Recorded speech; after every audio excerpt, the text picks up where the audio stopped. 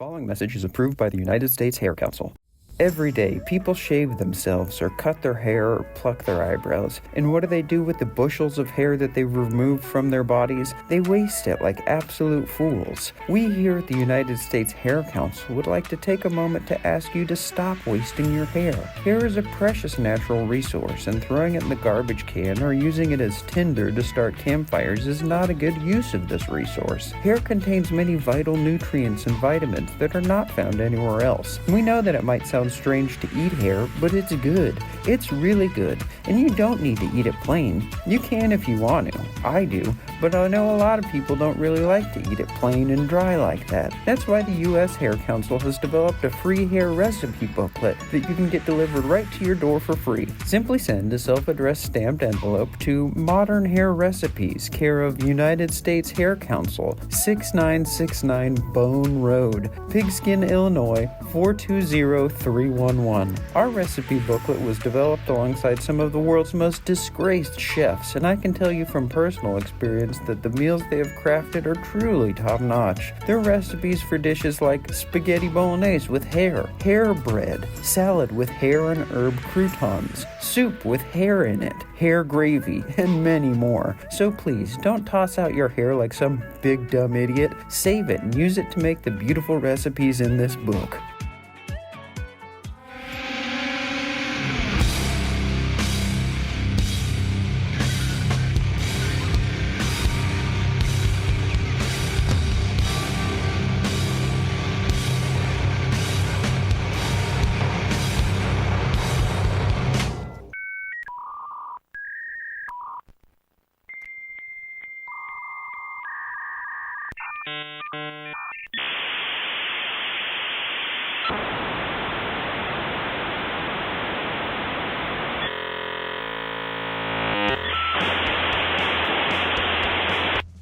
You have successfully connected to the Secret Society of Flight Tires podcast.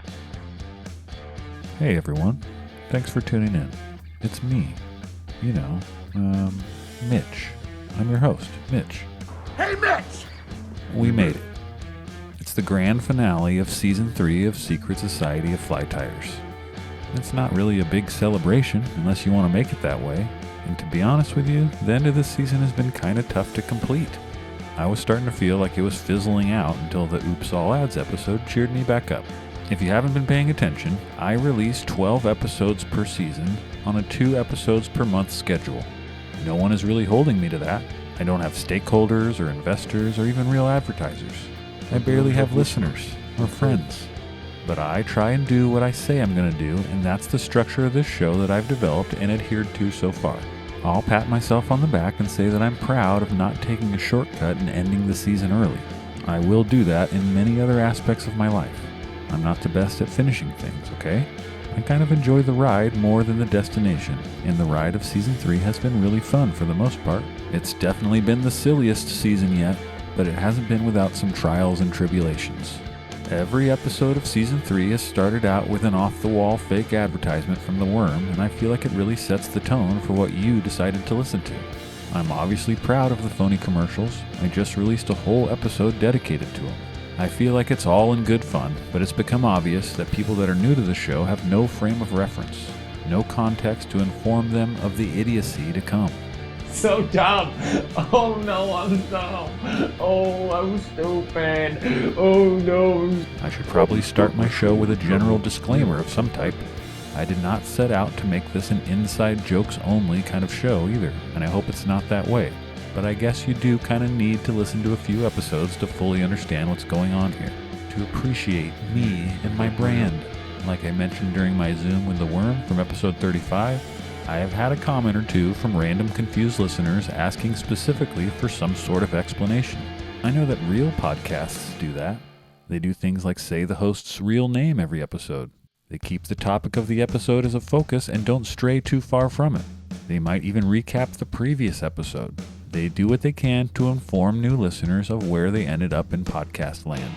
I choose not to do those things, and instead I immediately test my listeners with usually unrelated vulgarities. And you might be surprised to hear that for the first time, someone called me out on it.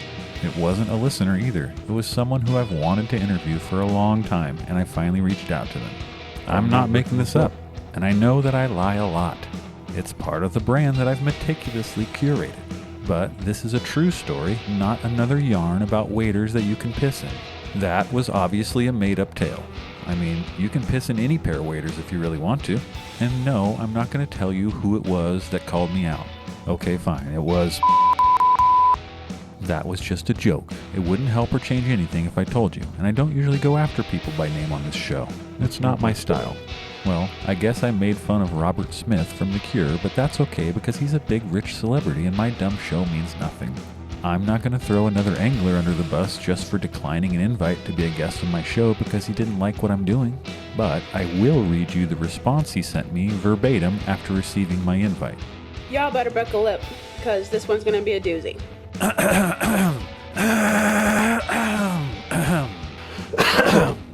Hey, I just tried to listen to the last podcast episode 34, East Walker River with Todd Pond, and there was a vulgar commercial about dicks and bongs, and I thought that was really distasteful.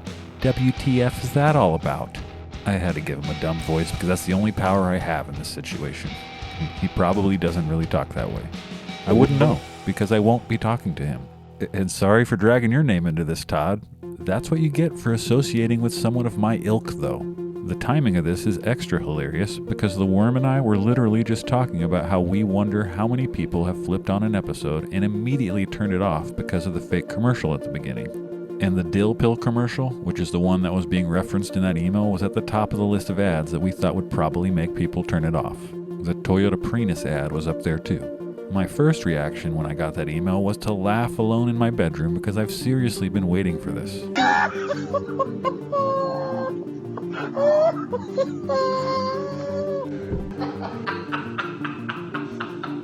I had a really good laugh. I just always thought an email like that would come from a listener, or maybe a lawyer from a company that I erroneously claimed were sponsoring my show, like Arby's, or maybe an artist whose song I used without permission. I'll fucking sue you! The next thing that I did was share the email with the worm and laugh with him about it. He suggested that I write back and apologize to the guy and explain that I have no control over the ads that are played on my show due to the contract that I signed with the worm, which would have been hilarious to me and the worm, but I decided to take the high road unlike this mystery angler. I just want to play the end of the dill pill commercial for added context because it's even better that way. The worm is telling whoever's listening that they shouldn't be listening to the ad at all. Here, check it out. Are you still listening to this ad? Have you turned this off yet? Are you listening to this in the car with your family? If so, you are out of your mind. You should be in jail. This guy could have just said no thanks or ignored me like many others do, but he felt compelled to tell me how distasteful my free content was. And that was after I approached him like a fan myself, inviting him on my show to promote the things that he does. I shan't be associated with such filth. So anyways, I wrote back and started to explain my use of the fake ads and how it's just me lampooning how ads work on real podcasts, and then realized he really didn't care WTF my show was all about, and I just ended up saying that I'd love to have him on if he ever changed his mind, and wished him the best. And now, obviously, I'm kind of making fun of him on my podcast, I guess, but I took the high road by not telling you who it was. And it really made me think about what I'm doing with this show, if I'm going to be honest. Should I be ashamed at the quote-unquote entertainment I'm putting out into this world that my kids will someday hear? Is it wrong to have my kids contribute to a show like this? The answer is yes and no. To my children, I'm sorry, okay? Forgive me. Your dad knows not what he does. I'm sticking up for myself here, but none of that even crossed my mind until this short exchange between me and someone that I wanted to interview. I can't think of a time that I was ever mean-spirited towards anyone on this program, and that's what I'd really be ashamed of as far as what my kids will hear eventually. My kids will be teenagers soon, saying much worse things to their friends through their permanent Apple VR goggles or whatever, making cum jokes in AI or some future way that I can't even comprehend. Shut your skibidi gyat up. Let me watch in peace, Father. Okay, fine, son. Anyways, what do I really expect from people that tune into what they think is a podcast about some river they're interested in, only to be met with a commercial about smokable erectile dysfunction pills? Who even comes up with something so stupid? Me. Most people should turn it off right away. I seriously don't blame them. I mentioned earlier being ignored by people that I invite on as guests, and that is true. It happens a lot. Now I'm starting to think a good percentage of them piped up an episode before responding to me and then were like, who is this lunatic? No way, and delete my email and move on, taking that high road that I alluded to earlier. I'm also starting to think that most of my guests have absolutely never listened to even a minute of my show before accepting my invite or after their episode became available. They just trust that I'm not a sick freak. Why would a fly tying podcast be talking about cum so much anyway? How bad could it be, they ask themselves. Turns out pretty bad and very distasteful. I've never listened to a podcast that tasted so bad. I might just have to stick to inviting previous guests back for all of my future episodes. At least they've gotten to know me a tiny bit and understand that my intentions are good and that I'm a very sweet boy. Some poor anglers out there will never know because they don't give a scrappy little internet broadcaster the chance. The show has changed a lot since I started, and it's going to keep evolving. Maybe season 4 will be totally clean. No cursing, no toilet humor, nothing offensive. That's a challenge that is actually kind of appealing, but we know that it's an impossible feat for an idiot like me. At the very least, I should probably update my little show description mini episode thing, episode 0, that I called Initiation and recorded before I even finished my first full episode. Let me take a crack at a new one right now. Hello and welcome. By tuning in today, you have made a grave mistake. It's okay to turn this off now and pretend like you never stumbled onto this show. If you do decide to continue listening, please take this as a final warning of the asinine content that you're about to download or stream. If you start with season 1, you may be fooled into thinking this podcast is mostly about the art of fly tying or fly fishing. But once you get about halfway into season 2, you'll realize that the host, me, is a complete buffoon with each episode's content straying further away from the topic at hand. The show offends people. It confuses people. It doesn't ask permission to use music or samples from TV or movies. Each season is comprised of 12 episodes. They're released twice per month. They range in length from over an hour to over 2 hours and often include up to 5 fake commercials that may or may not offend you. Why aren't you offended by all the other commercials you're hammered with 24 hours a day? The commercials used on this show aren't even real. Anyways, the show is called Secret Society of Fly Tyers because I like reading about conspiracies and I tie my own flies. I try to interview guests that tie flies too because I'm very interested in the topic. Now please, send me some of your hard-earned money and I will gladly return the favor with more ludicrous audio content. How's that? It's been years since I even thought about updating my show description, so a refresh was long overdue. I didn't even mention all of my accolades, and as you know, there are many. Anyways, I was talking about how making my show PG rated would be an impossible feat, and I wanted to use that as a segue. I can't pass up a good segue when I write one, so here we go. Quitting smoking seemed like an impossible feat for me this time around. Good one, Matty boy. Even knowing in the back of my head that I had successfully quit a few times before. But I did it, again. I think I smoked more during the last few months of my previous bout with cigarettes than any other time in my life, often burning 2 in a row, 2 at a time. I didn't really smoke 2 at a time. That would be wild if that was someone's real habit. But isn't that just a Camel wide anyway? Yesterday I got myself a couple new packs of smokes, right? And one of them is the Camel Wide menthol cigarettes, the full flavor. And I'll read the cap. Camel Menthol Wides. The larger gauge of a Camel Wide cigarette makes for the smoothest and most flavorful way to enjoy Camel's distinct blend of the finest Turkish and domestic tobaccos. Anyway, this is Chain Smoking Mike. Stay tuned for more awesome videos and rock and roll as always. I was smoking at least a pack a day. It felt like it was going to be really hard to quit, and it has been. But I must confess that I have suffered a relapse. I'm not mad. I'm just disappointed. I alluded to as much in the last episode, and I said I was planning on making a big segment about it, but I probably won't do that. I will throw out a few more details though in hopes of helping others that are trying to stay away from their old vice, the cigarette, like I am. Doctors in all branches of medicine, doctors in all parts of the country were asked, "What cigarette do you smoke, doctor?" My mom and my littlest brother are both still smoking, and being around them always makes me want to join them and have some smokes. They are the only people in my family that always look cool, and I can't deny a chance to look or feel cool. It's against my rules, and should be against yours too, but this story is about me and my lack of self-control, and not about how cool you are or they are. It takes so little convincing for me to give in to temptation that it's almost a skill of mine. In previous attempts that I've made to quit smoking cigarettes, I would make sure to smoke one every few weeks and smoke it as fast as possible in hopes of feeling ill and tricking myself into thinking that I disliked the smooth taste and experience of smoking tobacco. This time, I didn't need to do that. I smoked like I always had before, and it just wasn't an enjoyable experience, which made me feel great. I think I actually did it, you guys. I think I'm done being a smoker. This is the last episode of the season, too, and I'm going to do my best to put this whole season-long segment to bed. No more cigarette talk. Unless I pick the habit back up and love it again. Then I'll brag about how cool I am to all of you. I'm kidding. If you ended up quitting with me, please send me a DM so we can celebrate together. Now, please excuse this brief message from one of our sponsors. Or actually, this time it's just a message to me from my pal, the Worm. Hey Matt, it's me. I just wanted to take a minute and congratulate you for not smoking cigarettes anymore. I've known you for a long time, and you're one of the most important people in my life. I love you, and I want you to be happy and healthy and horny for many years to come.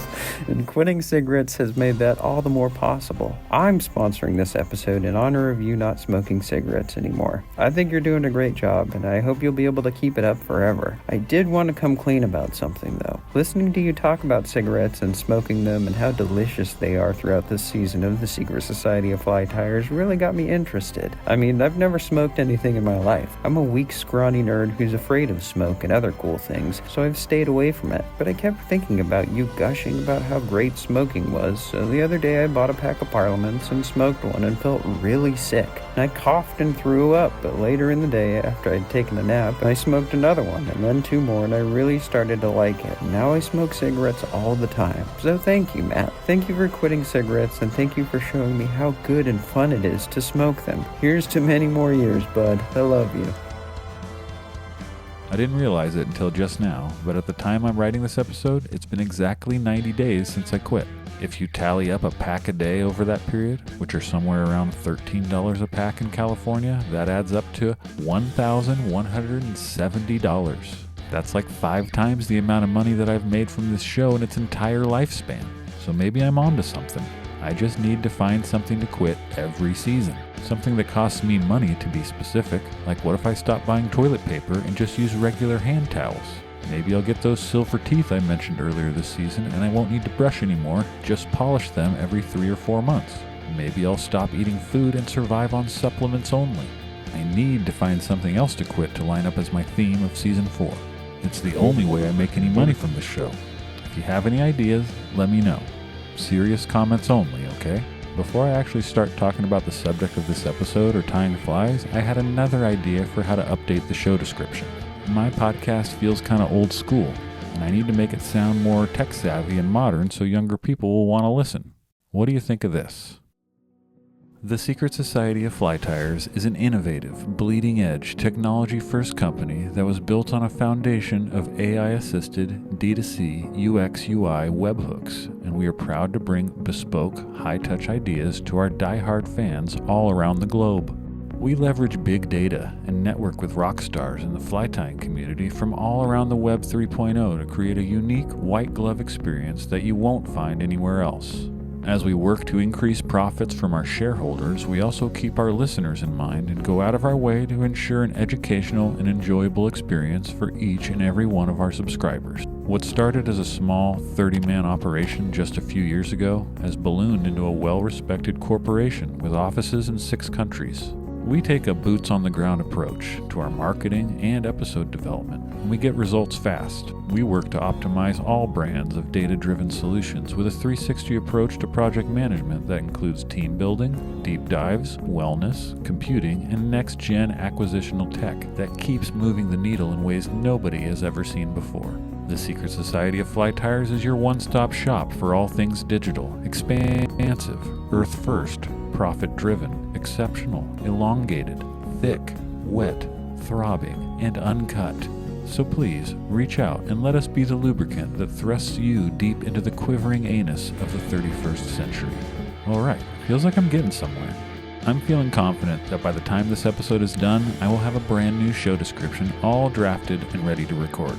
Should I finally talk about tying flies? Or should I talk about the time that I got my tonsils removed when I was younger and used them for bait and caught a huge catfish on the first cast and took it home and cleaned it and found that it had a whole adult mallard in its stomach? There isn't much more to that story, but that counts towards me talking about tying flies or fishing, right? Today, I'm going to offer detailed instructions on how to match that hatch and tie a human tonsil fly, a pattern that all catfish crave. I'm kidding. I'm sorry. It's okay, guys. He said he's sorry. Have I even told you what the topic of this episode is? I guess it's labeled on the podcast and in the trailer I posted, so you saw it when you decided to listen, but I haven't uttered a single word about Pyramid Lake yet. I was so pumped to finally fish Pyramid Lake and write an episode about it. It's probably the body of water with the best conspiracy-y type name, right? Are there even any others? Maybe the 9/11 River or the Reptilian Ocean? That was dumb, but I'm leaving it in for you to shake your head at me while looking at your phone or car stereo or whatever in disgust. Going to Pyramid Lake was a great reminder of how many options Northern California anglers like me have within a couple hours drive. Should that qualify as a reason for me to love where I live? That it's close to a bunch of other places? Maybe, but it feels like cheating. The places that are close by should get the credit, no? It doesn't matter. Pyramid Lake is a really cool place. It kind of feels like hanging out on the shores of another planet's ocean. I mean, it has 2 moons, but we only saw the one visible from the west side of the lake while standing guard in the cold on our ladders after sundown like gargoyles and expensive waiters. I believe the collective number of trees at Pyramid Lake is a whopping 3, and I'm not even sure that I saw any of them while I was there. I also didn't see a whole lot of wildlife in general. I saw a mouse or something scurry across the road in the headlights of my buddy Ken's truck, and some pelicans every once in a while, but that's it. Besides for other anglers perched atop their fishing ladders, it was pretty desolate. Before I get too far into my own experience, let me run down some facts for those of you who aren't familiar with the location. A glimmering high desert jewel, Pyramid Lake is a sacred remnant of prehistoric Lake Lahontan, and it's been part of the Nevada story for thousands of years. Home to the Pyramid Lake Paiute tribe, this high desert lake was named by explorer John C. Fremont for the pyramid-shaped limestone formation jutting out of the water along the eastern shoreline. Several plants and animals can only be found here, like the kui-ui suckerfish. Kui-ui? Is it kui-ui or kui-ui? Pyramid Lake is also home to Anaho Island National Wildlife Refuge, which, in addition to being a protected habitat for thousands of migrating birds, is also the largest breeding ground of the American white pelican. Situated about 45 minutes northeast of Reno, the lake offers plenty of surprises to first-time visitors, returning veterans, and everyone in between. Pyramid Lake is located entirely within the Paiute Indian Reservation. Today, the lake measures roughly 15 miles long by 11 miles wide, with a maximum depth of 350 feet and a shoreline slightly larger than nearby Lake Tahoe. The road skirting Pyramid Lake was one of the first national scenic byways to be designated in the nation, and was the first scenic byway that lies entirely within an Indian reservation. Known as one of North America's most picturesque desert lakes, recreation abounds with year-round fishing and boating access, drawing anglers from all over the West. Pyramid Lake is owned and managed entirely by the Pyramid Lake Paiute tribe. You will need a valid tribal permit to fish the lake. The tribe comprises roughly 2,800 tribal members, all of whom are direct descendants of the northern Paiute people, who have occupied the vast areas of the Great Basin for thousands of years. Here's a little excerpt that I liked from pyramidlake.us about the Paiute tribe that I wish carried through more to modern society in general. The Paiute people called themselves Numu, or the people.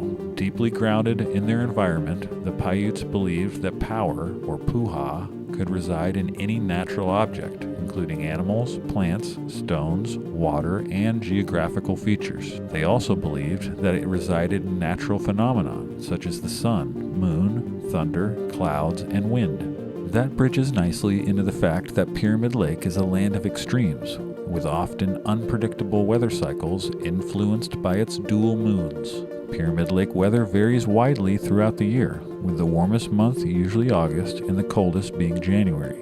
In the colder months, typically November through April, temperatures fluctuate between highs of 54 to 68 degrees.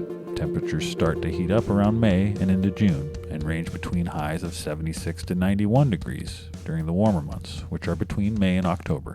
My favorite fact that I learned while researching Pyramid Lake before I went there, and even further for this episode, is that because of its alkali basin, Pyramid Lake is one of the few lakes that is mosquito-free. That's the best news I have ever heard. Fuck you, mosquitoes. Oh! Okay, now back to my trip out to the lake. Back in March of this year, my rod-chomping pal Steve and our good buddy Ken decided to trek out to Pyramid and try to rope in a monster cutthroat. Ken was the only one of us who had been there before and got us all prepared with what we needed for the trip. He was one step ahead of us and had already built a ladder for himself, with a nice chair on top even. I got myself a little giant, flippin' light 5-foot platform stepladder which seemed perfect. It's like the fine folks at Lowe's home improvement superstores knew of my interest in the tales of giant humans and their bones that have been secreted away by the Smithsonian. I strapped my stripping basket around the top using the belt that was already on it, attached a couple rod holders to the sides, and secured some foam padding to the area that was going to eventually hurt my shins. Bingo, bango! This felt like a great first time at Pyramid Lake setup. You can rent ladders if you don't feel like putting your own together. People get creative with them too. If you haven't already gone down the rabbit hole of the different types of ladders and chairs anglers build to fish there, it's worth a dive. You don't need a ladder, but you'd be doing yourself a disservice. I'd be doing myself a disservice! Because you wouldn't be able to reach areas that other anglers are able to cast to. That seems to be the main reason that people started fishing from ladders at Pyramid Lake, to reach the ledge or drop off that the fish are patrolling for food that can be quite a ways away from the shoreline. These step ladders give you some extra height to do so. They also keep you out of the cold water all day. They also let you get lazy and sit there for a minute when you get frustrated with the wind or your own lack of skill. A couple bonus features that might come in handy if you're building your own fishing ladder would be a drink holder of some type, a neoprene sleeve for a water-cooled fish whistle, and maybe a net holder. Plan on spending a lot of time on this ladder. It'll be your new home at the lake. People fish long days there, sun up until after sundown. You'll feel like a baby for bailing out early. They really put the pressure on you to not give up when you really want to just go eat a cheeseburger and get out of the cold and wind. Please excuse this brief commercial break from one of our many sponsors. Taco Bell is proud to present their newest savory delight, introducing the Street Chalupa, or Street Loop as we call them around here. Street Loops are a Taco Bell food-style product made up of a wheat-based disc or puck, covered in a wet sauce and topped with some sort of chopped animal and cheese. They're really good. Taco Bell sent us a big bag of them as part of this advertisement deal, and I've eaten 5 of them so far, and your beloved host, Mant, has eaten a few as well. What do you think of them, Mant? I think they're really good. My stomach hurts so bad, but they taste really good. I love Street Loops. Thanks, Taco Bell. Live Moss. Thanks, man. You said a mouthful. I have to go to the bathroom now, but I'll bring a few of these new Taco Bell Street Loops with me. I've got to refill the newly created space inside of my body that will be vacated when I spray diarrhea all over the bowl. Sometimes my diarrhea comes out like a fire sprinkler, where it sprays out in a horizontal fan and it gets all over the edge of the toilet bowl. I don't know why I told you that, but it's true. Sometimes that happens to me. I'll cut to the chase and tell you that I got skunked on my first trip to Pyramid. Somehow, Pyramid Lake sounds like one of those places where you're guaranteed to catch a fish, but I was not rewarded for my patience. It's a special kind of bleak emptiness when you spend hours on end staring at a bobber floating around in what seems like an inland ocean, praying there's a giant hungry cutthroat trout living under the chop. You can really start feeling negative and lonely, even with a dozen or so other anglers all lined up doing the same thing. Those feelings quickly dissolve when someone hooks a fish, though. It almost feels like being at a craps table where everyone is rooting for each other, to be honest. And for the time I spent fishing there, we only saw a couple fish hooked in total. One of them on the end of my pal Steve's line. Everyone we talked to said it was unseasonably slow, but it was also a pretty bluebird day, which is not when Pyramid Lake fishes the best from what I have learned. The fish there love to party and stuff their bellies during the worst weather. The more horrible, the better. So Mother Nature was working against us, but she wasn't working against my brain running wild with ancient tales of actual pyramids at Pyramid Lake.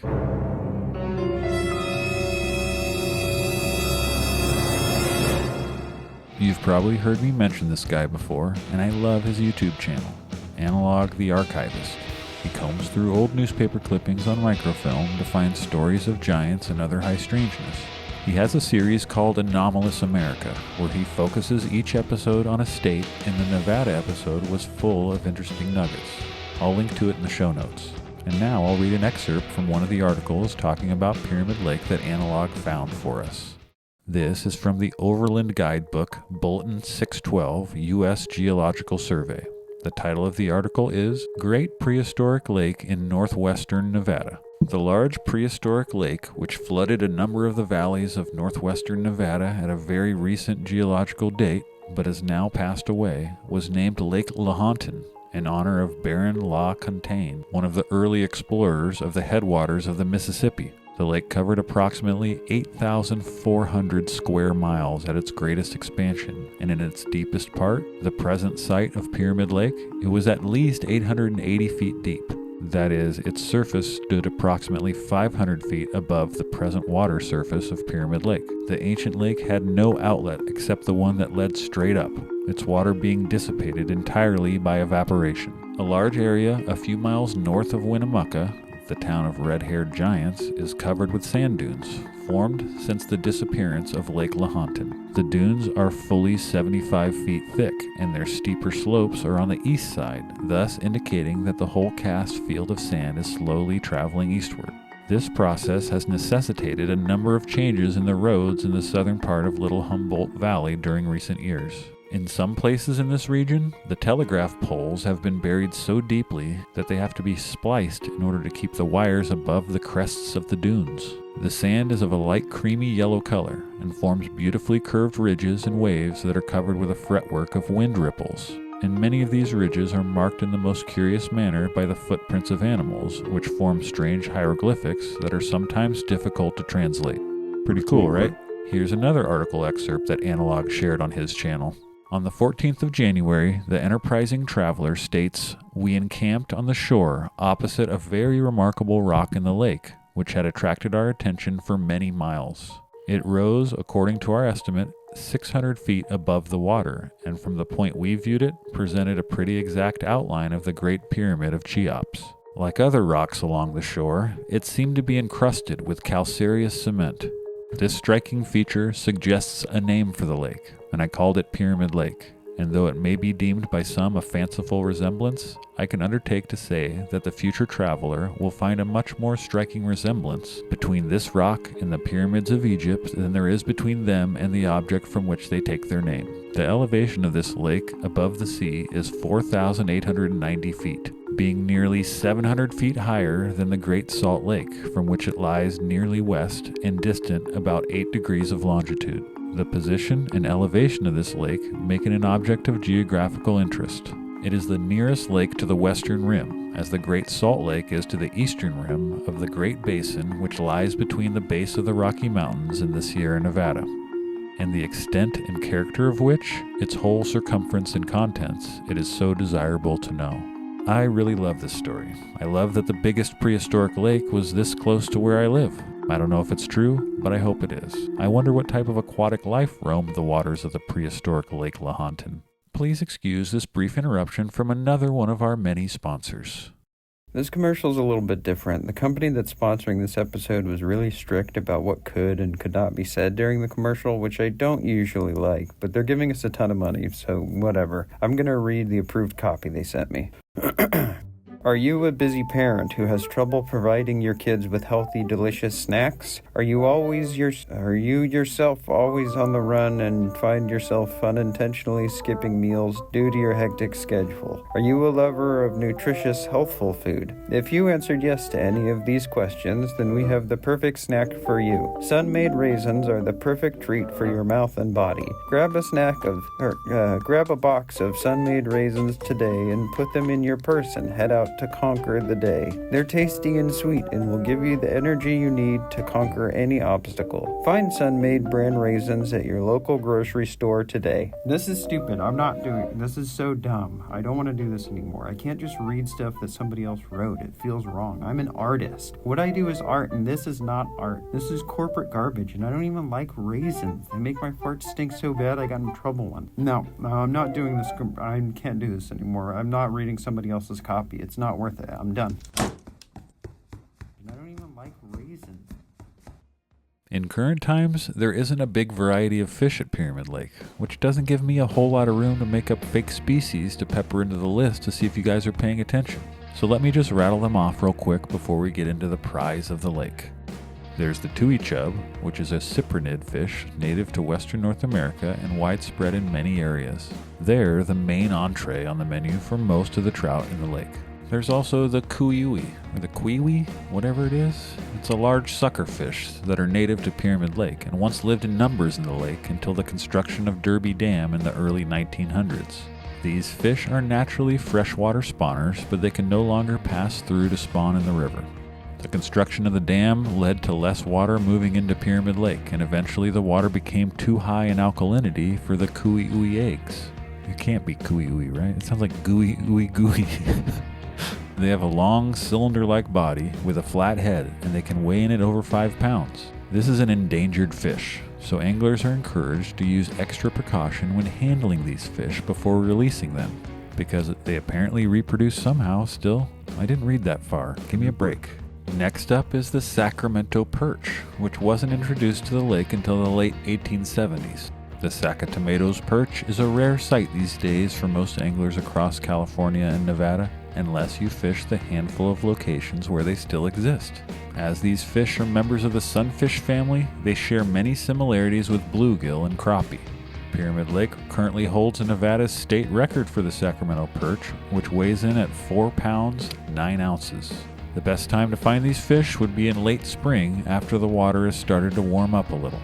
And of course, the 2 strains of big fat trout that everyone buys stepladders and endures horrible weather to try and catch, the Pilot Peak and Summit strains of Lahontan cutthroat trout. Lahontan cutthroat trout are an inland species of trout native to the Lahontan Basin of Nevada, California, Oregon, and Utah. They're thought to be the largest species of inland trout, with reports of fish over 60 pounds from the early mining days. The largest trout actually on record is 41 pounds caught in Pyramid Lake in 1925. The earliest known fossil records date the trout to living 10 million years ago. The trout's central hub was Lake Lahontan, which formed after the last ice age, reaching its peak size about 12,700 years ago. Here, the trout flourished and spawned up its many tributaries. Lahontan cutthroat trout are an important traditional food source for the Paiute tribe, and much like the tragic stories of decline of the American bison, sage grouse, and many other game species that native peoples depended on for sustenance, populations of Lahontan cutthroat trout began plummeting precipitously after settlers colonized the Great Basin in the mid-1800s. Overharvesting, livestock grazing, logging impacts, dewatering for agriculture and industry, and pollution decimated populations over the preceding decades. The trout were once so abundant that settlers established fish canneries for export to mining camps and population centers. By the 1940s, the Pyramid Lake Lahontan trout were extinct, and remnant populations were genetically isolated in headwater streams throughout the Great Basin. In the 1970s, the Paiutes began stocking Pyramid Lake with Lahontan cutthroat trout to revive populations of the fish using the Summit Lake strain, but the trout did not grow large. In 2005, native Pyramid Lake trout were discovered in an isolated stream in Utah, and managers brought these fish back to Pyramid Lake, where populations have recovered. The Pyramid Lake reintroduction is a great conservation success story. However, hatchery programs are still needed to sustain the population in the lake. While the Pyramid Lake populations have recovered, Lahontan cutthroat trout are struggling to survive across the rest of their range and are under threat of extinction. The Pilot Peak strain of cutthroat trout is the biggest that exists in the world today. They put on weight at a rapid pace, and many of these fish grow to exceed over 20 pounds. This strain of cutthroat trout has an extra row of teeth that make them the top predators of the lake. Most of these fish have had their adipose fins clipped at the hatchery. Therefore, it is very easy to distinguish them from the Summit strain of cutthroat. You don't need to do a dental exam. Their colors can come in a variety of hues and patterns. Some fish are very colorful, with more trouty reds and olive hues, while other fish can be bright chrome. I love chrome. Both strains of cutthroat trout in the lake are hatchery raised. The Summits are produced by the tribe, whereas the Pilots are produced by the United States Fish and Wildlife Service. These fish seem to show up in greater numbers and can be on average a little smaller than the pilots. The summit fish will always have an adipose fin. I lost track of which sources I used where, but I compiled these facts about the lake and fish and stuff from a mix of sources that includes westernwatersheds.org, pyramidlake.us, pyramidlakeflyco.com, onlyinyourstate.com, and britannica.com. Thank you for letting me use your stuff. I'm not sure if you've noticed this yet, but I don't have a guest for this episode. It's just yours truly for the long haul, for the first time in the history of this podcast. Will it suck, or is this what the podcast is moving towards? I had plans to interview a guide at the lake, but things kept falling through and I gave up hope. My good pal JD Ritchie also guides on Pyramid Lake and surely would have come back on the program for another round of questions. But he's up in Alaska, scooting around unnamed creeks in a jet boat, reeling in salmon and dodging bears as I write this, and I've got a schedule I'm trying to keep. The worm has been daring me to do this since I started, and I'm finally up for the challenge. Or am I just scared of more rejection? It's a little bit of both. Either way, I feel like I deserve a break from the topical stuff for a few, and the worm helped me write up another updated show description, so I'm going to read that to you now. Let me know if you like this one better than the previous two.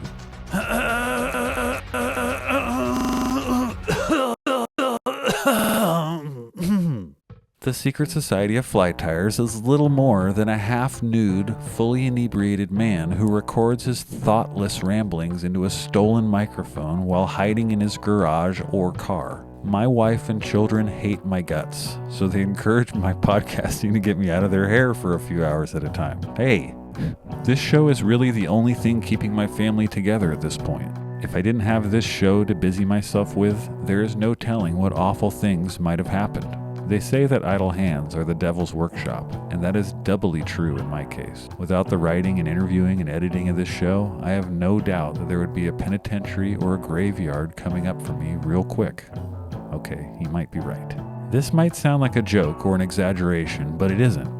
I hate everything, and I feel sick all the time. I'm so sweaty right now, and I feel like punching everything. Sometimes I'm thankful that my car doesn't work, because I would drive it into a tree for sure. But I keep going, because I know all of you listeners need me. I'm doing this as an act of selflessness, really. Yeah, making this podcast keeps me at least partially sane, but I can't even begin to comprehend the horrible things all of you would be doing if it weren't for the art that I give you for free. I know I'm on edge. I know I make bad decisions, but it's nothing compared to you freaks. I've gotten messages from some of you, and I can tell within the first few words that you are out of your minds in a way that is truly terrifying. That's the worm saying this stuff about you, not me. I'm a big, tough, strong guy, and not much scares me, but you people do. Knowing that you're out there in this world without your hands and feet shackled together makes me lose sleep at night. You're all monsters, and I hope the law catches up with you soon. You're all monsters, and I hope the law catches up with you soon. Okay, I'm sorry. Oh shit, I'm sorry. Sorry for what? Although in many ways that does capture the spirit of this program pretty spot on, it's kind of mean-spirited. I don't think all of you are that crazy, only some of you. But who am I to judge? I watch videos of people shape-shifting into lizards in most of my spare time, and it's been proven and documented forever on this show that I offend people that I admire. This would probably be a good time to play a drop from one of my sponsors. And this time, it's not really any particular sponsor, but instead a mashup of ads that I thought went a little too far and haven't had the guts to play on the show yet. So I cut them up and jammed them all together into one ad. You can call this The Worm Unhinged.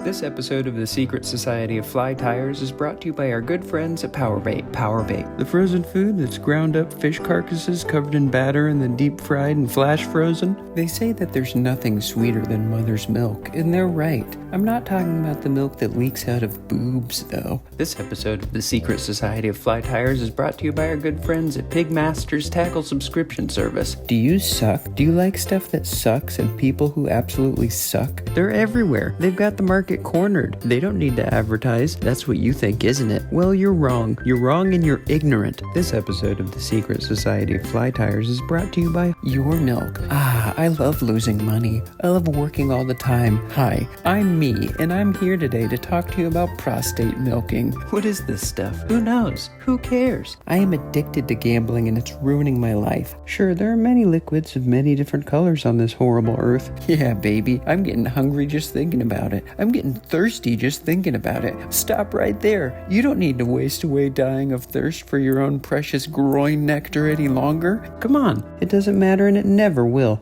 And the best part is that they let you keep the resultant liquids that come out of your body. I rarely get a chance to read an advertisement for a product that I actually eat. I hate everything except for gambling. I spend 8 hours a day reading ads like this, and they're usually so boring, or they're for things that I don't even know about, but not this one. We used to have a limit on how many times you could be milked within a 24-hour period.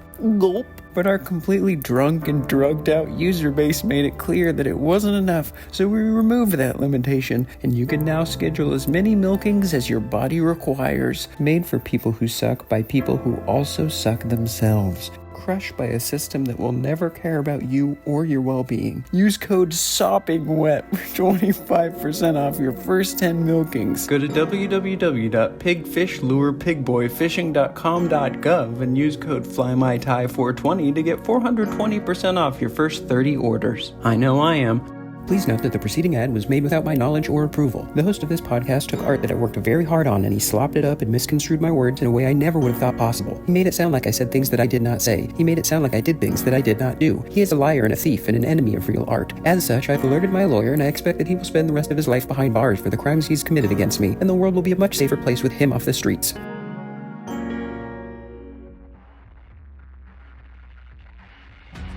You know, he loves to tell whoever's listening that they should be in jail for one reason or another, but I think the worm has just been projecting this whole time, because he's the one who belongs in jail and he knows it. Anyways, I hope you got a few laughs from that.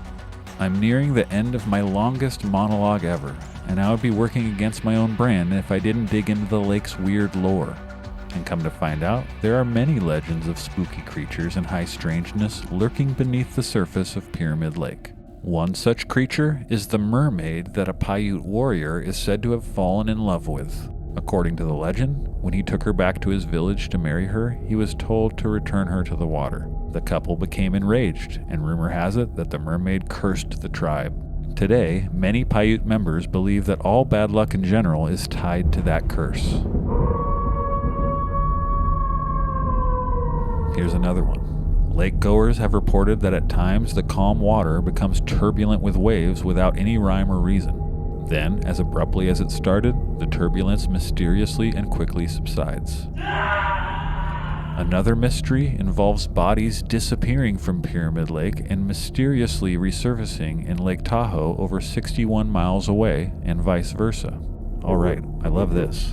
Not only does Lake Tahoe feed the Truckee River, but the Truckee River feeds Pyramid Lake. Making matters even weirder is that Pyramid Lake has no outlet whatsoever. It is believed, by at least me, that there are underground tunnels connecting the two lakes, and the bodies are drawn into these subterranean tunnels and transported between the two bodies of water. Regardless, there is no solid proof one way or the other. Why hasn't anyone put on the dive gear and figured this out?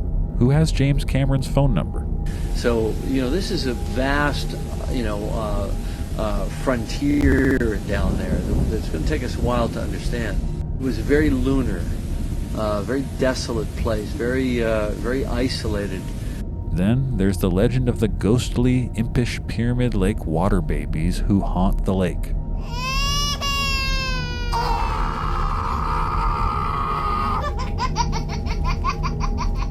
It's been said that for centuries, the Paiute would throw, quote, unwanted, deformed, or premature babies into the lake to dispose of them.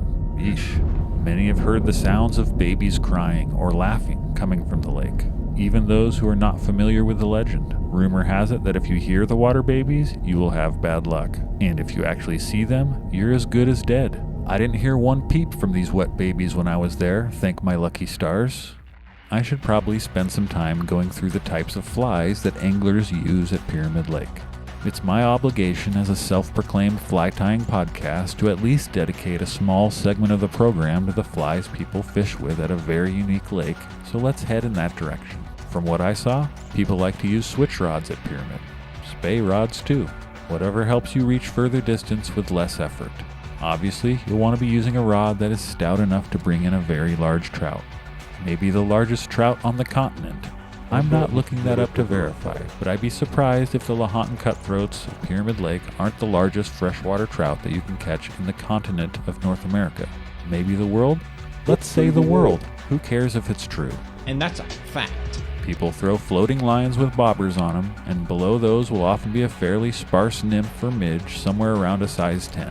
Some of the most popular varieties are the Mahalo midge and its many variations, which are all pretty close to an oversized zebra midge but in different color schemes, the copper tiger, and Mahalo nymphs, all linked to Pyramid Lake fly fishing that sell all of these patterns. It's also a great overall resource on fishing Pyramid Lake, hence the name and fancy URL they purchased. People also used balanced minnows or balanced leeches. The leech.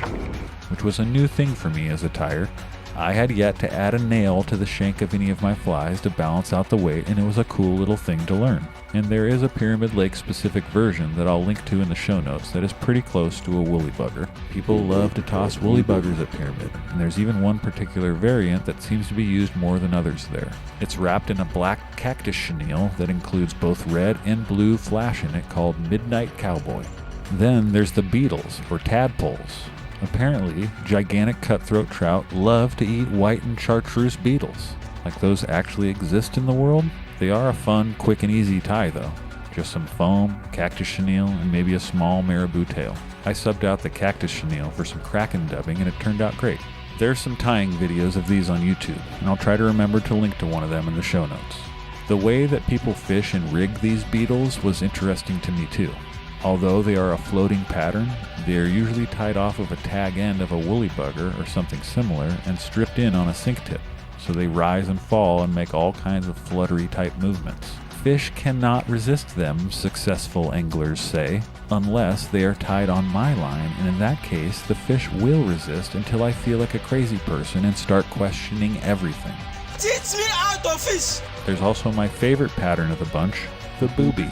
2 reasons.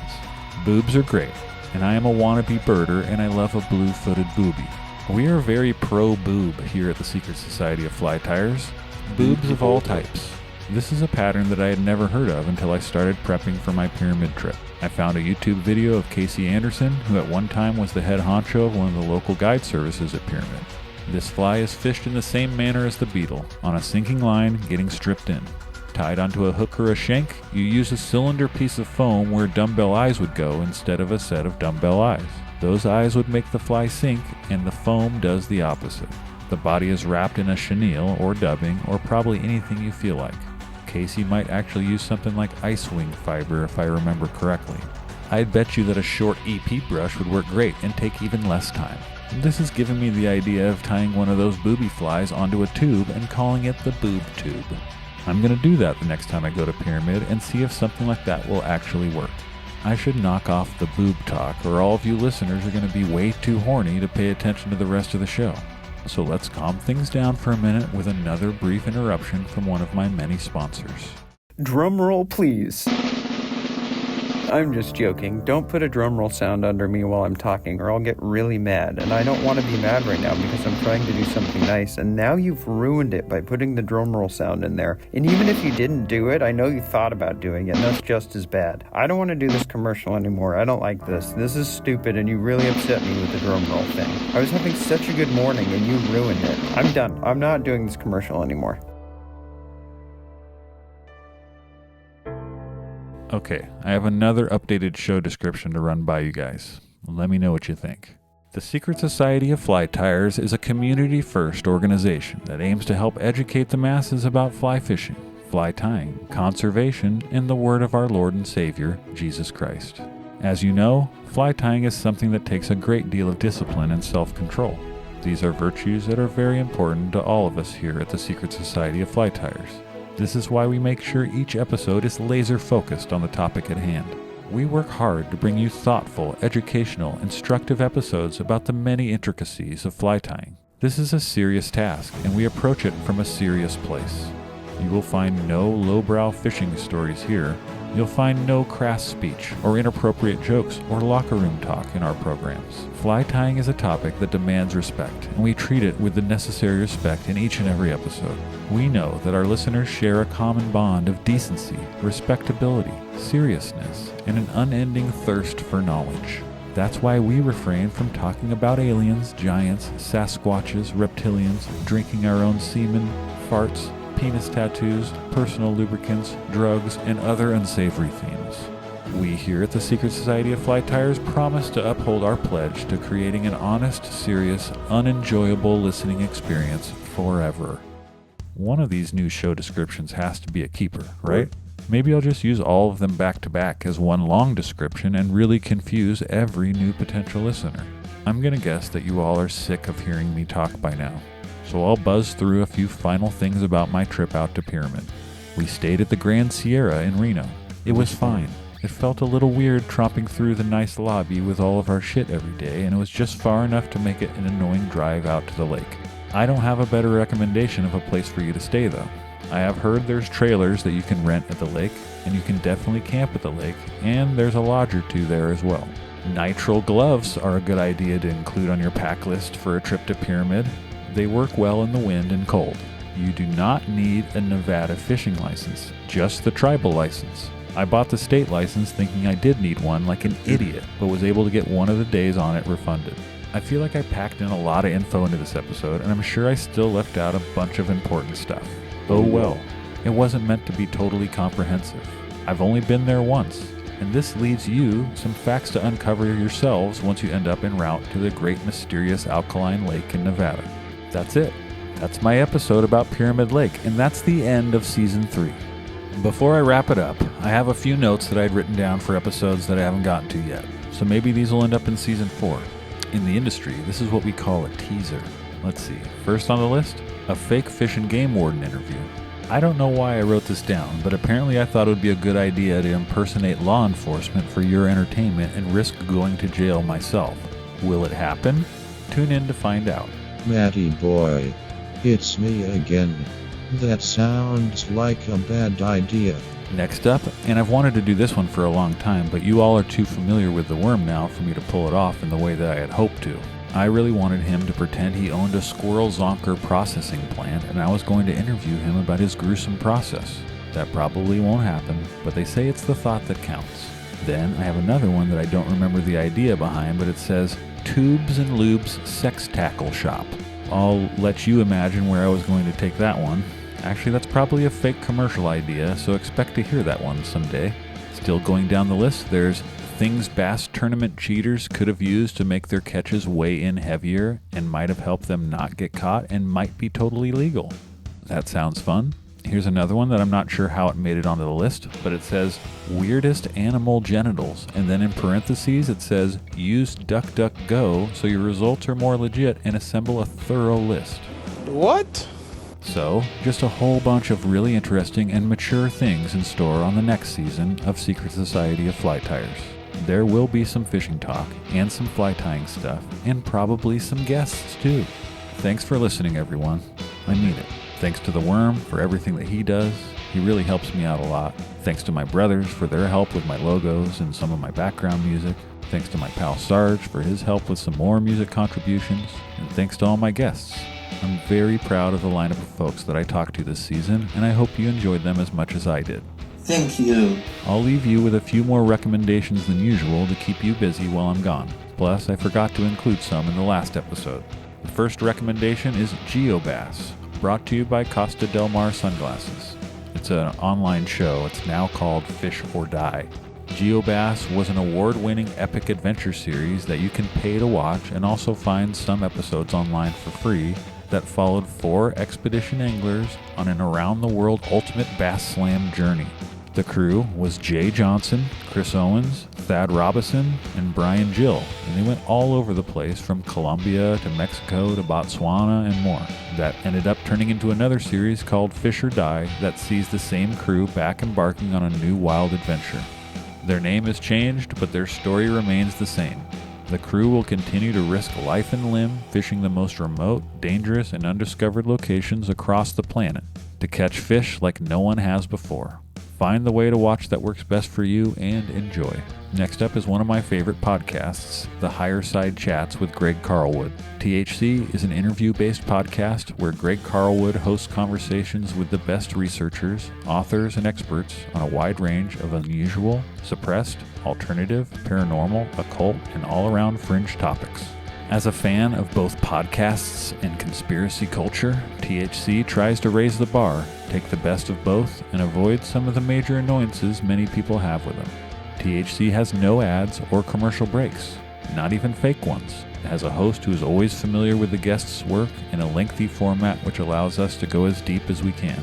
Some of my favorite episodes are ones with Analog the Archivist, who was mentioned earlier in this very episode, and with Diana Pasulka, who just so happens to be the author of the books in my next recommendation. Those books are American Cosmic and Encounters by Diana Walsh Pasulka. American Cosmic examines America's thriving belief in extraterrestrial life and reveals how pop culture and the media have inspired new religious beliefs and practices. Do stories of the author going to what is referred to as a gifting field with Dr. Gary Nolan, where they find otherworldly technology, interest you? I think it should, for a lot of reasons. Here's what one of the major players in UFO research and a character in the book, Jacques Vallée, had to say about it. From a solid base of scholarship, Dr. Pasulka introduces us to the players at the frontier of biological and physical research. Her sharp insight is drawn from her research into spiritual phenomena, updated by her travels from the purported UFO crash sites of New Mexico to the archives of the Vatican. The result is a timely introduction to the revelations in our collective future. If you're into that subject and you haven't read this, I would be really surprised. I encourage anyone and everyone to read this book, and her follow-up, Encounters. In Encounters, Dr. Pasulka takes readers to the forefront of a revolution, sharing the work of experts across a spectrum of fields who are working to connect humanity with unknown life forms. Most of us have visions of non-human encounters that are shaped far more by Hollywood than they are informed by the current research.